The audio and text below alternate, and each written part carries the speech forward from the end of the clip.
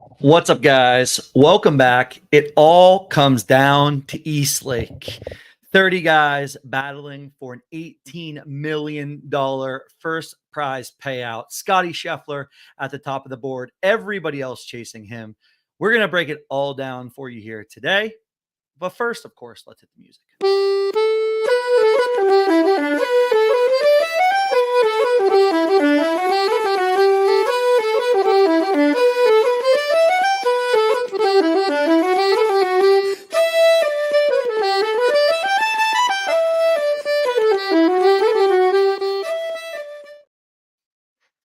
JM's in the chat. JM Stogie, what is going on, Poker Pro Eric? Give me Justin Thomas this week. Good luck finding where Justin Thomas is playing this week. Give me the big money. Yes, we have a lot of money on the line. Tons of dollars up for grabs this week. $18 million to the first place winner at the Tour Championship at East Lake this week. Second place is going to take home a smooth $6.5 million. Third place, racking up a total of $5 million. Last place going for a $500,000, $500,000. So much money in professional golf at getting to the Tour Championship. It is possibly one of the strangest playoff,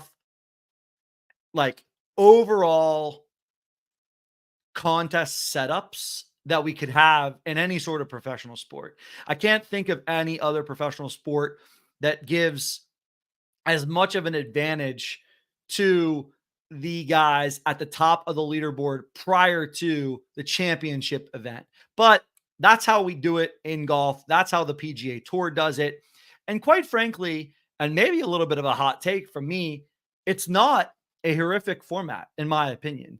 I think the PGA Tour really wants to reward the guys who have played the best all season long. And clearly this format has done just that. I believe in the last 4 years since 2019 that this format has been around, the winner of this event has come from the top 6 or 7 guys, I want to say. And so clearly the setup, while unique, while a little bit tilted in the favor of the guys who have played well, I think that it works decently. I can't quite shout out Stogie, terrible take. I can't quite think of a better format. That's been my challenge. Most everybody will call out match play. Most everyone will say that match play is a better format for playing down to a champion because you put everyone on equal footing. I just don't think match play as a format plays well enough from an entertainment factor across 18 holes of golf. We had the match play event, and say what you want about professional sports, say what you want about the PGA Tour and where they are in terms of the hierarchy of professional sports. All of these companies are billion-dollar companies, are billion-dollar industries. They have access to the best of the best minds. And the only thing that I can think about from a format standpoint is that the match play continues to go away. It continues to come back in certain instances, and people clamor for it once it comes back. But it goes away for a specific reason. And I have to believe that that reason is unpredictability come the weekend and an unknown amount of times when you don't get the best of the best on your television on Sunday afternoon trying to win a championship. So I really do believe that the format that we have is one of the better ones that you could come up with. The prior format to this, in my opinion, was definitely much, much worse. It required an overhaul. So for those of you that have just started to follow along with golf, prior to this handicapped final event of the Tour Championship, what happened was you would play the Tour Championship, and there would be a possibility that if you were outside the top 5 and you won the Tour Championship, you wouldn't win the FedEx Cup. So you'd be holding the Tour Championship trophy, but you wouldn't win the $18 million that comes alongside, or the $15 million or the $10 million at the time that it was. You wouldn't win the FedEx Cup. I mean, talk about impossible to follow from an audience standpoint. It really is just very difficult to see. And it played out with Tiger in 2018, wins the Tour Championship, doesn't win the FedEx Cup, finishes second. I want to say Cantlay won that FedEx. I can't remember exactly who won the FedEx Cup and all the money that year, but it just made for a pretty bad TV product, a pretty bad product for the audience to follow. So I do think, while this is wildly strange, while this is something that is incredibly unique for professional sports, it is the best way to start everyone off with an advantage for those guys, those golfers that played well all season long, and to provide the trophy at the end of 4 rounds, at the end of 72 holes, to the guy who's going to win the entire FedEx Cup playoff, Tour Championship, and all $18 million that comes alongside of it. So that's my take for this format. Is there other formats out there? Are there ways that things could change? Yes, definitely. But I do think it's quite a challenge to hold, your customers' entertainment value, to keep entertainment value high, to keep sponsors wanting to be in the mix, to keep the best golfers on TV for as long as possible, and to play down to some element of a dramatic finish. If we come to Sunday and you've got Rory and Cantlay and Scheffler and Xander all battling out within a stroke or two, it's good for golf. It's good for entertainment value. It's good for those of us playing fantasy golf with a sweat. It's an overall good thing. So yes, on Thursday, it is quite strange that Scotty Scheffler will not have to hit his tee shot before he has a 30-point lead on anyone else. And possibly in Reignmakers, a 45-point lead because he would score 1.5 points as the captain.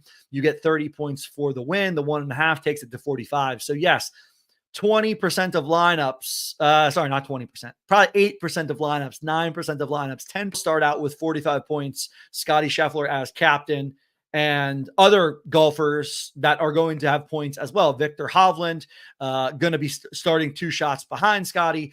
Rahm going to be starting 3 shots behind Scotty, and so on and so forth. So Rahm starting 4 shots behind, Rory starting 3 shots behind. We're going to go through all of this, but yes, that is exactly how this tournament works. On shot 1 of the tournament, Scotty Scheffler will have a 10-shot lead on Sepp Straka and Jordan Spieth, who will start at 11:26 a.m. at even par, and Scotty will then start 3 hours later at 2 p.m. at -10, at 10 under par. Everyone across the entire tournament will be chasing Scotty this week and seeing if they can chase him down. So plenty of things to break down, but yeah, if I were buying right now in the market, especially for the playoff contest, I'd be buying at -4 and above, -3 if you really, really like a guy. And I'll talk about one guy at -3 that I really like, but I don't think you should be buying at -2, -1, or even, and really have too much of a chance. Now, if you need to pick up one guy, you really don't want to spend too much money, I can understand it, but you're really putting yourself behind the 8 ball. Even if you're just playing the guys that you have, if you can try to get as many guys at T6 at -4 or better, that's going to be your best chance to sweat out a victory in some of these contests, especially that playoff gated contest. 50 grand at the top, $200,000 in total prizing, 50 grand to first, 20K to second, 10K to third. The best DraftKings Reignmakers PGA Tour contest that I will be playing in all season long in terms of prizing. So really excited for that. Going to break it all down. Going to answer all your questions. Going to go through golfers that I like, golfers that I think have a good chance here. Going to go through history. I always say this, or I usually say this on most shows, but Rick Run Good, shout out Rick Run Good and their site. Fantastic data site with a lot of golf. He has a spreadsheet out that I'll walk through a couple of pointers in terms of why I think that -3 or -4 is probably as low as you can go. But this spreadsheet lets you put in the percentile outcome of any given golfer and the chance that they could finish first. So the example that I'll talk through here before we get into anything is Xander Schauffele, probably one of my favorite and most likely a lot of people's favorite plays. Read a stat that I think Xander at East Lake has played 20 plus rounds under par. Nobody else has played more than like 4 or 5 rounds under par, has played 20 rounds at East Lake under par. Xander, a guy who plays really well on these harder courses that do seed birdies, but just aren't downright impossible. Courses like Torrey Pines, Xander plays really well at. East Lake in general is going to be a difficult golf course, going to have to hit fairways, going to have tons of approaches from 150 plus yards, 175 plus yards, all of the par threes playing 190 plus yards. The par fives are probably the only quote unquote gettable holes on the entire course. Another par 70. So we're going to have to keep in mind the all rounds under 70 bonus really coming into play last week, coming into play again this week at East Lake. All rounds under 70 bonus of 5 points on DraftKings. Really important this week. All you need to do is be under par each and every round of the tournament to take advantage of that bonus. I think that will swing leaderboards in a big way. So that's something to keep in mind.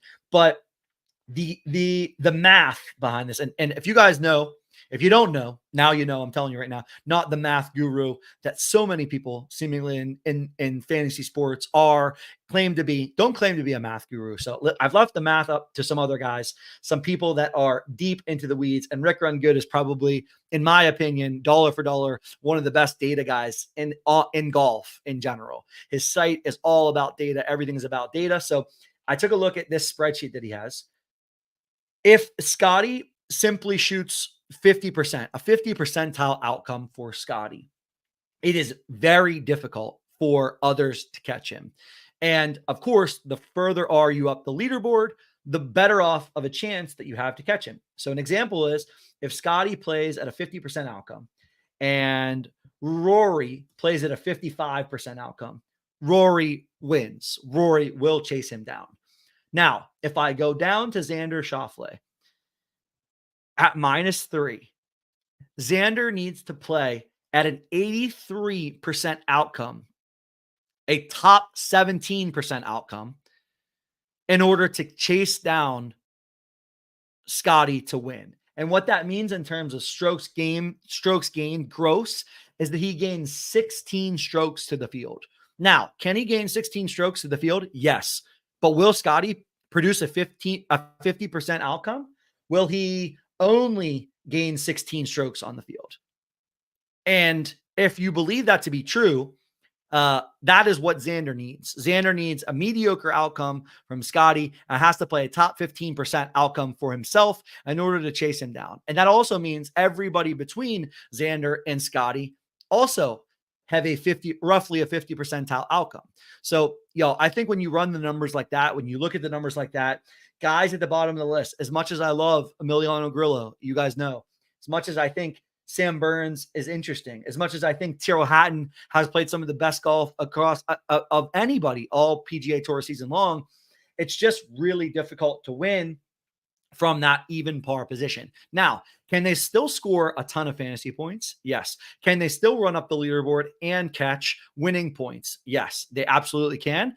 But winning the events and captaining these guys over someone like Scotty, Victor, Rory, Rahm, even Lucas Glover, in my opinion, is probably the wrong play, probably not playing optimal. So, just getting that out of the way ahead of things was what I wanted to do to start the show.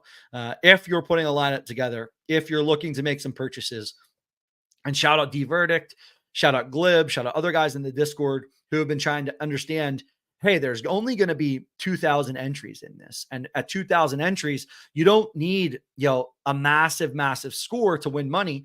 But when you look at it that way, I think you want to be buying guys -4 or better, -3 or better. If you're buying a Xander, which I will be doing, to round out my second playoff lineup. So those are the stakes that I'm taking. And even though that I'm potentially buying a Xander because I like Xander this week, I don't know that I can captain him. I don't know that I can put him in that captain spot. So I'm still a little uneasy about what I do in terms of the lineups that I have this week. So we'll go through it like everything else on we'll go use our site to go through the details, the data, build a couple of lineups, and then of course answer any questions, comments, thoughts that you guys all have. Interested in what you guys think about the format. If you followed golf, if you haven't followed golf, does it make sense? Do you like it? What are your thoughts on it? Would be interested to hear it. Stogie, terrible take. Give me your take. What do you think would be better? Do you think these guys are just pros? Hey, should we just play for the 18 million straight up? What do you think should happen like this? Can someone score more points than Scotty by scoring well and not winning, but having a great week? I think it's possible. Yes, I think it is possible. Max Homa last year, I believe, shot a 62. Say somebody puts up two 62s. They have 2 rounds and they're 16 under par. They have a couple of streaks. They're going to finish all rounds under 70. And say Scotty plays 1 under, 2 under golf for 3 or 4 rounds. Maybe he gets a 3 or 4 under in there. He gets himself all the way up to 20 under. Yeah, I think somebody that finishes second at 19, second at 18, they definitely could have more DraftKings fantasy points than Scotty. But I do think that in terms of like outright scoring, the way scoring sits in terms of 30 to the winner, 20 to second. What's third place? I think third place is 18, 16 to fourth, 14 to fifth. I do think it is possible to make up 10, 12, 14 fantasy points. But I think you really need some high-end outcomes. You need streaks. You need bogey-free rounds. You need the all rounds under 70 bonus. You probably need Scotty to shoot a 70. You probably need him to shoot an even par round so that he doesn't pick up the bonus. Those are, in my opinion, the ways that you get a guy or two like a Xander who could come from way back, or like a Rahm who comes from 4 shots back. Rory and Hovland and Scotty being 3 shots apart, 1 shot, 2 shot, 1 shots and 2 shots apart, I think it's going to be a tight race. Don't get me wrong. By any means, I don't think that Scotty waltzes to victory this week. I think Hovland comes off a massive victory, a big time victory. Remember, Hovland, doesn't have a lot of wins this year. Didn't capture a major this year and probably played good enough to do so. So to go out and shoot a course record 61 on Sunday, to win, to come all the way back is, such a feather in the cap. Read a tweet from Dylan Deethier, I think on Twitter was who posted this, said that he got to East Lake and there was one guy on the range at East Lake when he got there, and it was none other than Viktor Hovland. So $18 million versus $6.5 million. That is an incredible amount of difference from first place to second place. Just that spread is absolutely insane in terms of what you can take home. Also saw an interesting stat today that Ted Scott, Scotty's caddy, has made $2.1 million this year. $2.1 million. That's assuming Scotty's paying 10% to the caddy. That puts him, I think, around like the Matt Neesmith range for winnings this year. So puts him literally square in the mix with Matt Neesmith. Made the playoffs, so square in the mix from a caddy standpoint. If Scotty goes on the win, Ted gets another $2 million. I assume he's going to toss him a little extra for winning the tour championship. So $18 million, maybe he gets $2 million of that. A $4.5 million year for a caddy is insane, absolutely insane. And what Scotty's been able to do all season long has been, really, really noteworthy. It's been insane how good Scotty has been. To recap a little bit of last week's BMW event, Scotty loses the event by a shot. He loses 2 strokes, almost 2 strokes putting. If he doesn't lose 2 strokes putting, he wins. So of course, like everyone else, he's like every other time, he's ball striking his way. He's driving his way to the top of these leaderboards, and the putter just will not cooperate. Looked a little bit at East Lake data, and Scotty's history with the putter at East Lake hasn't looked great. It just isn't great all around from a Scotty standpoint in terms of the putter. I think he's lost strokes at East Lake in the last 3 times. So it's going to be very interesting to see what happens with Scotty. And can the putter wake up? Can he hold all of these guys chasing him off?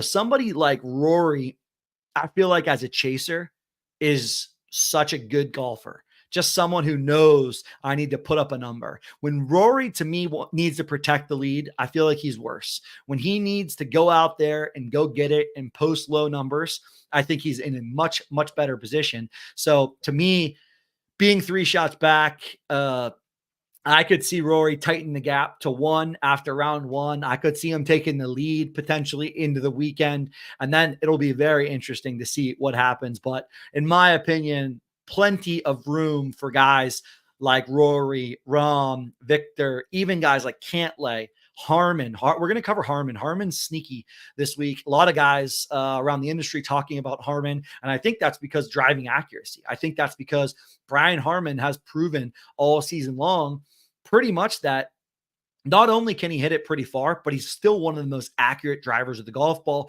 and you're going to need to play from the fairway.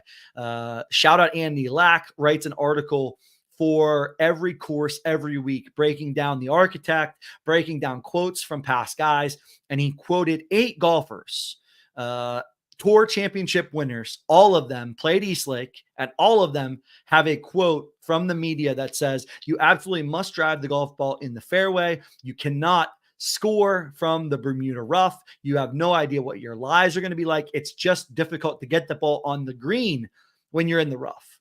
All of those guys have said that. And when every single champion says something, you got to take advantage. You have to listen to that. So to me, driving accuracy, really important. Some of the most accurate drivers of the golf ball, Rory, Victor, Cantlay, Brian Harman is on that list. So I do think Rahm is a really interesting case this week. But before we get too far, let's just bring up our site and take a look at pricing.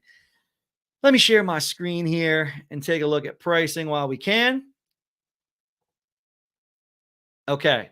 I've got it filtered. Market page. Of course, we're on otmnft.com. Market page. I'm looking at playoff rares. So I think it's very interesting. Rahm at $72. That drop off, while warranted, I think these 3 guys are the 3 guys, just looking at the odds. Scotty at the top, 160. Rory second at 108. Hovland at 111. I think Rory and Hovland, it's tight. I understand why things are so tight. In my opinion, I think that both of these guys have the games to chase down Scotty, but I think the drop off to Rahm is interesting. Looked up a little bit of Rahm data before the show. Has now lost with the driver in 2 straight rounds, 2 straight tournaments. And Rahm, his approach game isn't on. And everyone sort of has been saying the same thing on Rahm. If you look at his game recently, it just seems like something is off about his entire full swing game. So when Rahm is losing with the driver, it's usually not a good sign. So I do think that's very interesting this week. And then you come down a little further. Patrick Cantlay, $51. Xander Schauffele, $50. I think these are the guys, that I'd be targeting. These are the guys that, to me, could pop and have a chance to shoot a low round. I mentioned Max Homa shot a 62 here. If Max Homa goes out and shoots 62 the first day, I mean, where is he going to be on the leaderboard? That 62 puts him at -12. And it's going to be -12 after day 1 is a fantastic score.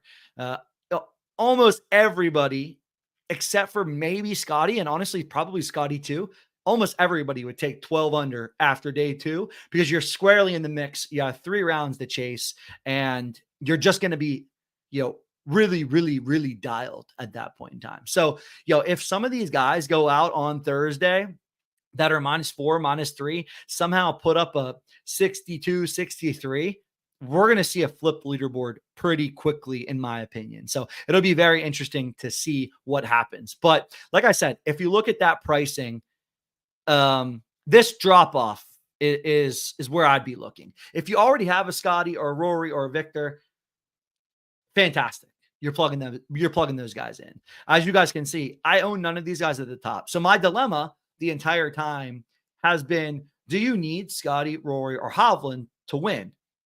I think the answer might be that you do.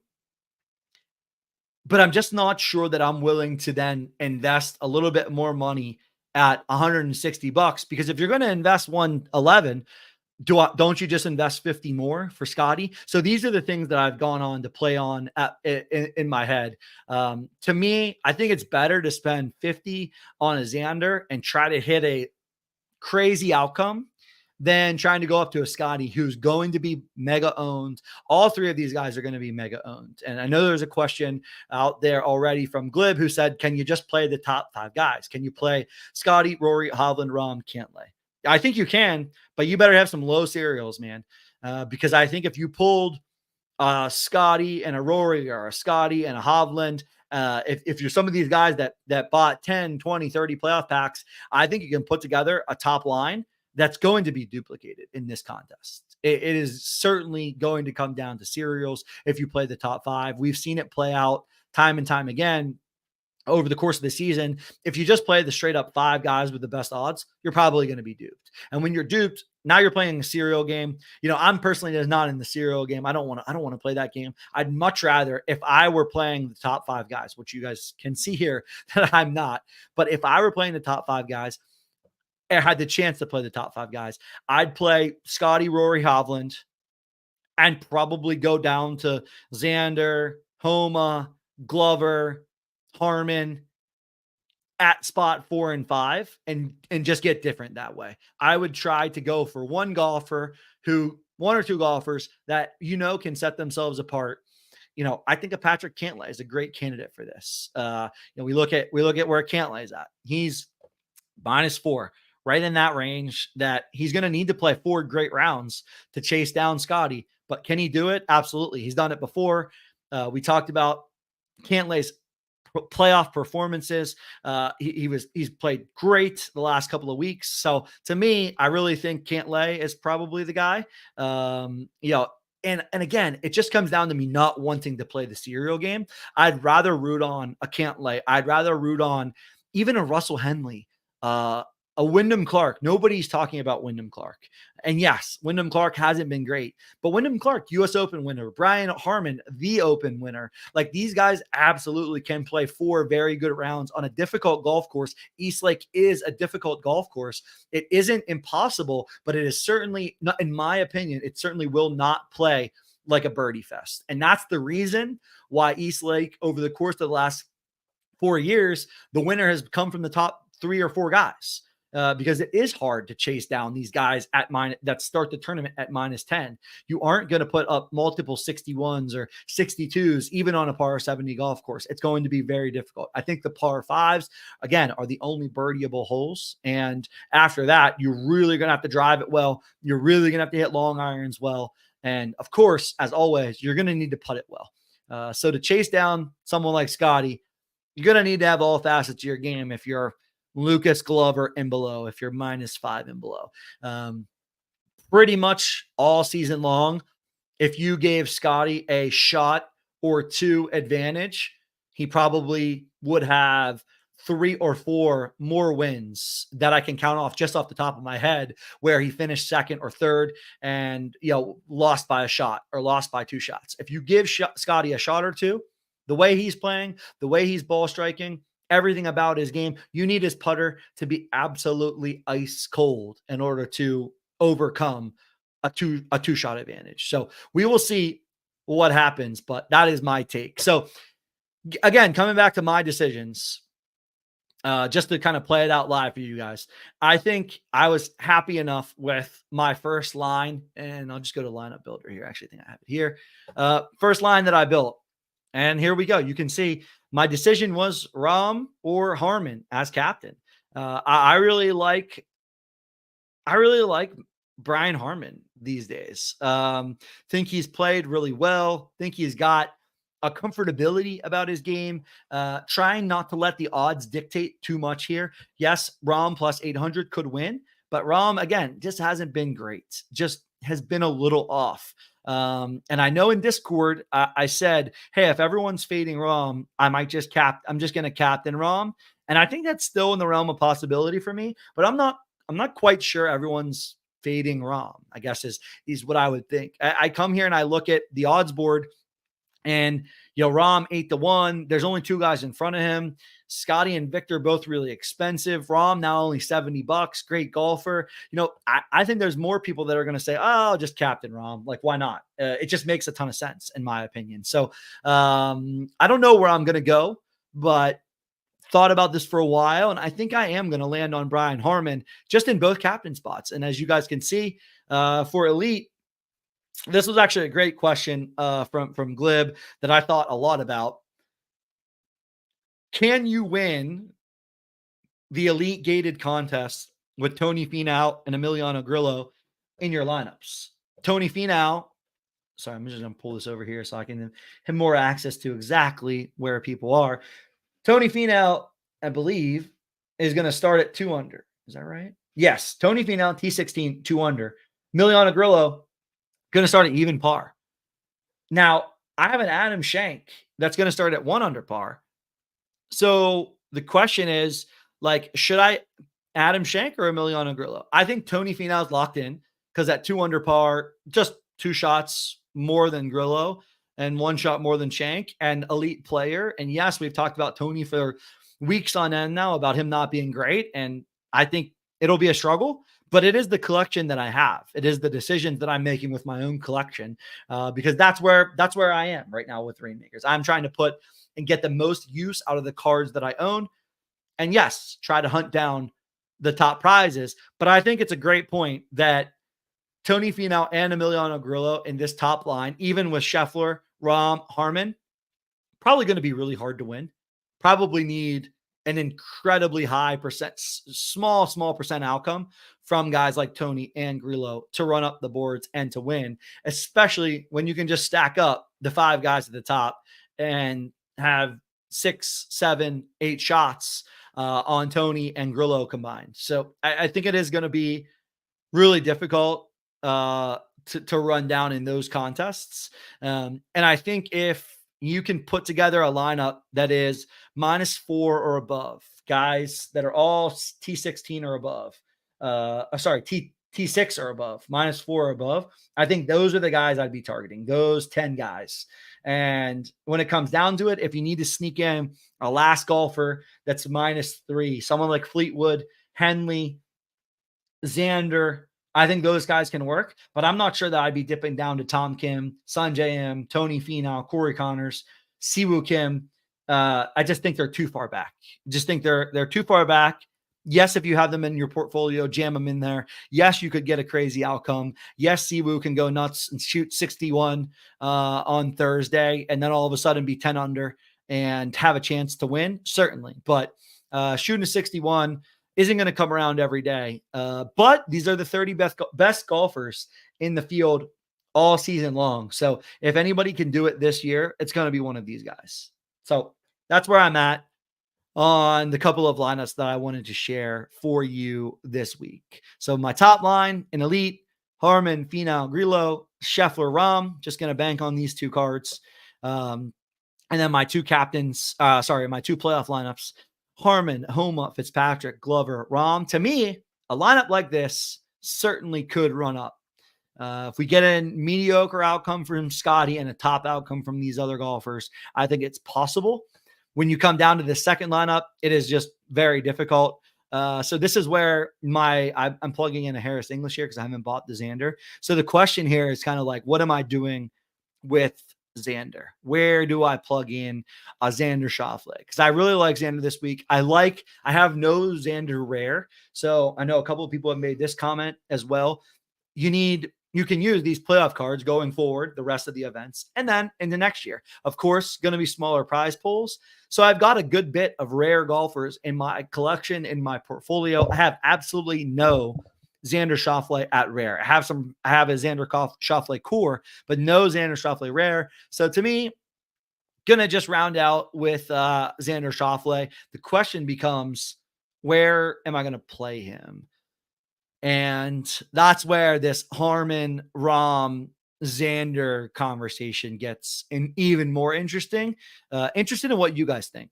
If I pick up a Xander, who do I move down from this lineup here into this lineup, and how do I do it? like the way Home has been playing lately. Fitzpatrick is probably the guy for me that will come out even after a fantastic performance last week. I think I saw a number that Fitzpatrick gained 7.5 shots, 7.5 or eight, almost 8 shots putting last week. And the putter hadn't been that hot for quite some time. I believe his only other putting outcomes that were that high up were his win at the RBC Heritage and one other event, a World Golf Challenge in 2018 or something like that, where he gained 10 shots putting. So to me, Fitz would be the guy that comes out. Xander may get the nod into the captain spot just because of his ability around Eastlake. I just think Xander is going to be popular. So to me, that's why I think I like Harman captain. And then Fitz would come down into this lineup. And I think it still wouldn't be captaining Fitz. I like Fleetwood captain, and maybe these guys all run up and we get some sort of cash. But to me, this is the exact lineup we were discussing in Discord. Like, this lineup could certainly cash, but it has almost no chance to win.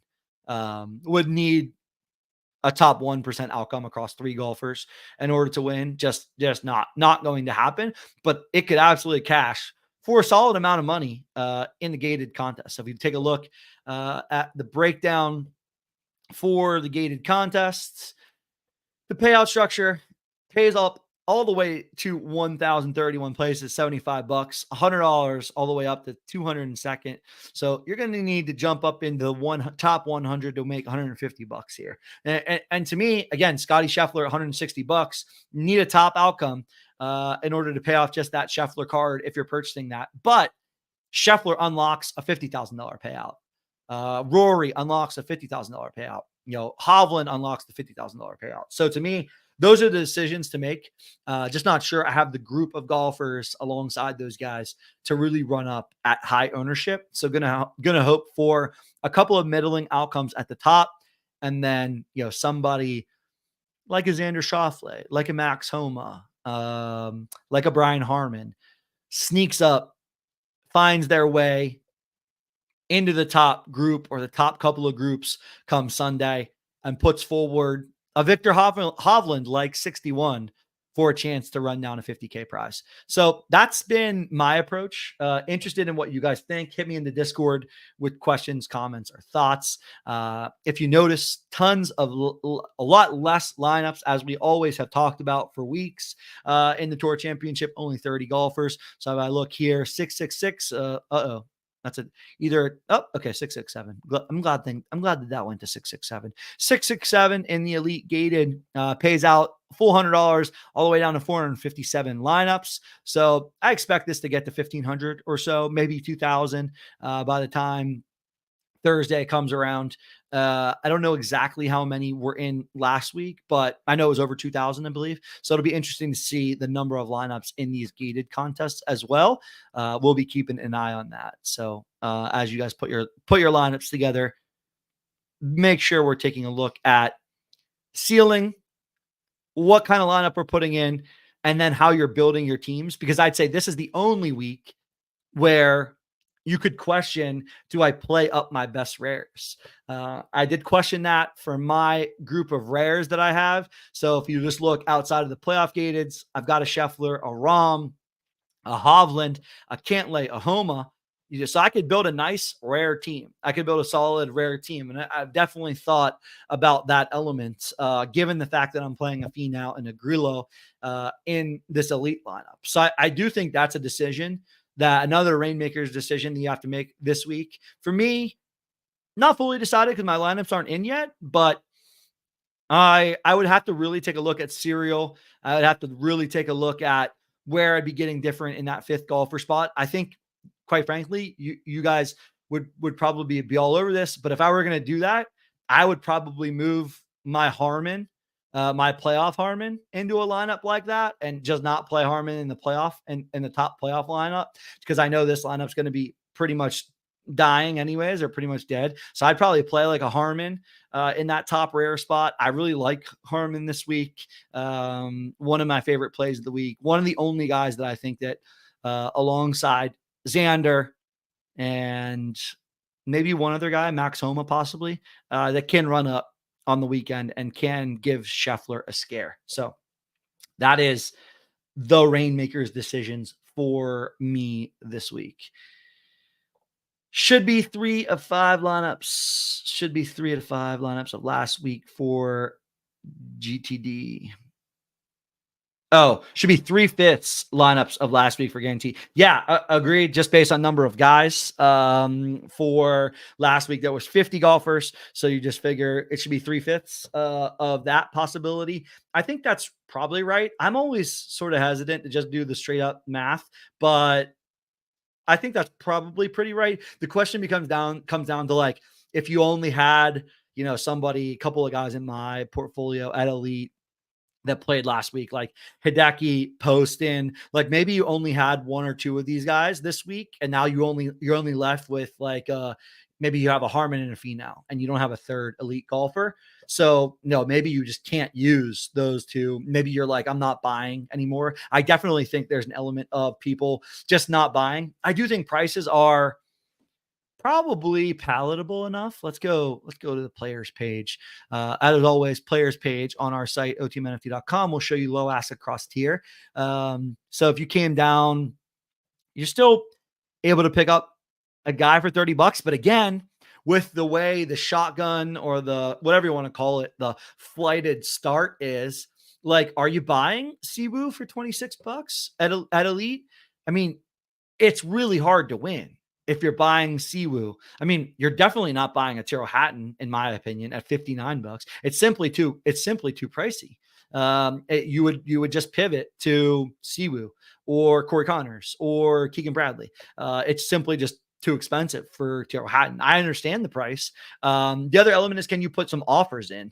That's the question, is can you put some offers in? Can you steal some solid price golfers at Elite to put your lineup together? So that's been the question that I've had, Glib, mostly, is if people only have one or two elites left, maybe they just end up not playing the Elite this week, and there's a golfer or two that's left off. So otherwise, I think it's pretty safe to assume 3/5 of whatever last week's total was is going to be the total for lineups this week, or somewhere around there. Stogie says you should buy it because it's mine. Stogie, we're already making a deal for a Xander Schauffele playoff card, so I'm in on that. If you got some other good assets out there, maybe I'll try to run up my DK balance to $180 and pick up a Scheffler and a Xander Schauffele. If that's the case, that is how I would be spending and deploying capital. I mean, there's no doubt, in my opinion, that the playoff contest is the place to spend money. I get it. You're paying a premium. But is there a better contest that's out there, Rainmakers wise? I don't think so. I can't think of a better Elite other than the Masters. The Elite Masters contest was pretty awesome. Not that many people were in the game. There weren't that many cards out. If you could put together a solid lineup, you had a great chance to cash because the Masters has such a small field. So the Masters was awesome times. The Players was awesome times. The first big event on DraftKings Reignmakers PGA Tour. But yeah, since then, this 200K contest is probably the best contest that you can be in. So $50K at the top, but you're going to have to put together a pretty damn good lineup to take it down. So just know that going into it. Should be a fun sweat. All right, what other questions are out there? Discord questions. Let's see.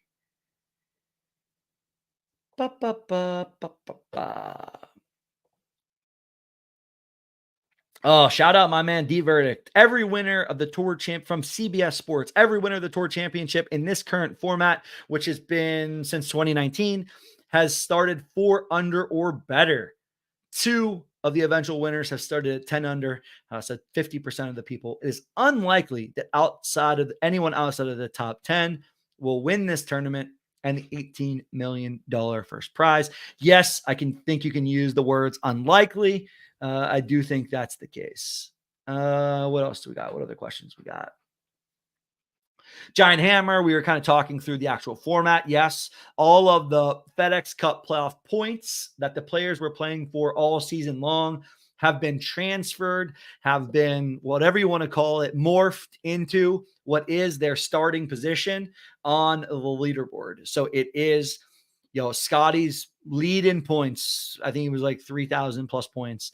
Those 3,000 plus points resulted in him getting a 10-shot lead at the Tour Championship. So that the winner of the tournament wins the entire prize, wins the tournament, wins it all. So just so everyone's aware, there is no points leaderboard anymore. None of that matters. It is whoever wins at the end of these 4 rounds, at the end of these 72 holes. No cut, of course. So we'll have a likely candidate, a Taylor Moore style candidate who is walking on Sunday and trying to essentially just play the fastest round possible to win $500,000, because someone will finish last. Someone will likely be over par and just wanting to complete their round, pick up their check, head home, and continue on with their life into the off season for golfers, into the fall swing, if you will. If you're one of the best golfers in the world, you'll of course be gearing up for the Ryder Cup. We'll have plenty more conversation on the Ryder Cup as the end of September nears. But this week, Eastlake, Atlanta, Georgia is when it all goes down. The best of the best golfers playing against each other for the last time, most likely the last time of the calendar year. Ryder Cup a little bit different. And then we'll see everyone back for the Masters in April. All right. I think that's going to do it. You guys have any other questions, comments, thoughts? Hey, somebody bought Stogie's card. Congratulations. Good sale. All right. Nothing else from me. Catch you all in the Discord. Link in the description. And best of luck. Get your lineups in. Early morning Thursday start on the East Coast. Happy sweating. I want to see some screenshots. It's been fun in our Discord the last couple of weeks. We've had a couple of 4-figure winners, people taking down tons of different prizes across DFS and Reignmakers. Let's get a sweat in one of these big tournaments. Let's somehow pull down a 5-figure prize and end the season with a bang. Thank you all for listening. Appreciate you being here all season long. I will be back at least once a week for the entire fall schedule. So the content will roll on even though the season is ending. But otherwise, that'll do it for me. That'll do it for this week's edition of the Reignmakers Fantasy Golf Show presented by DraftKings Reignmakers. Best of luck out there. See you all on the leaderboard. Until then, cheers.